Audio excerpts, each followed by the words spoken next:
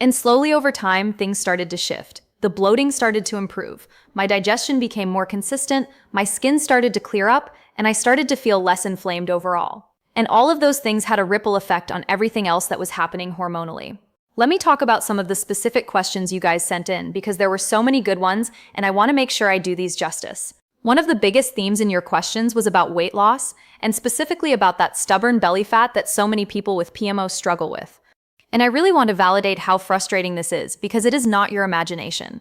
PMOS genuinely does change the way your body stores fat and the way it responds to diet and exercise. The insulin resistance piece is really significant here because when your cells are not responding to insulin properly, your body tends to store more fat, especially around the midsection, and it becomes really difficult to access that fat for energy. So the blood sugar balancing piece that I talked about earlier is not just about feeling good in the moment. It is also directly related to your ability to lose fat and maintain a healthy weight over time. When your blood sugar is more stable, your insulin levels are more stable, and over time, that improves insulin sensitivity and makes it easier for your body to access stored fat for energy. Another thing that I found really helpful was shifting more toward low-impact exercise.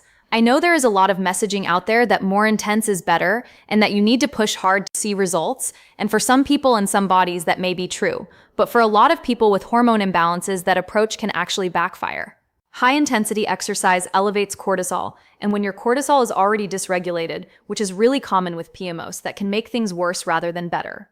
So I started incorporating more walking, more yoga, more gentle strength training, and I noticed a real shift in how my body was responding. My inflammation came down, my stress levels felt more manageable, and my body started releasing weight in a way that felt sustainable rather than like a constant battle. Managing cortisol was actually one of the things I underestimated the most at the beginning of my journey. And I think the reason for that is that we hear about cortisol being bad, and we think, okay, I need to just lower my cortisol all the time. But that is not actually how it works. You want your cortisol to naturally rise in the morning, because that is what gives you energy and helps you wake up and feel alert. And then you want it to naturally decline throughout the day, so that by the time evening comes, you are able to wind down and sleep well. When that rhythm is disrupted, everything suffers. Your sleep quality goes down, your mood becomes more unpredictable, your cravings increase, your body holds on to fat more readily. So it is not about suppressing cortisol, it is about supporting its natural rhythm. And the things that helped me most with that were really consistent sleep habits, stress management practices, and being really intentional about not over-exercising or under-fueling my body. The question about how long it took to see results is one I get a lot, and I want to be as honest as possible here. For me, it was not a fast process.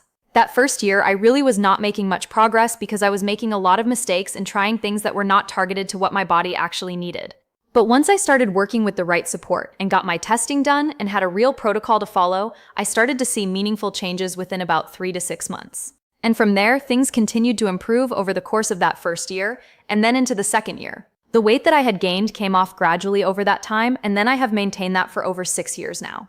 And I think that sustained maintenance is actually the part that I am most proud of because it tells me that the changes I made were real and lasting and not just temporary. It is not about getting to a goal weight or a goal symptom picture and then going back to your old habits. It is about building a lifestyle that actually feels good and that you can sustain indefinitely. And that is what I have been able to do. I am not rigid about it. I am not perfect about it. But I have built a strong enough foundation that I know what works for my body, and I know how to course correct when I need to. Something I also want to touch on is the emotional and mental health dimension of all of this, because it is something that does not get talked about enough. When your hormones are imbalanced, it genuinely affects your mental health in really significant ways.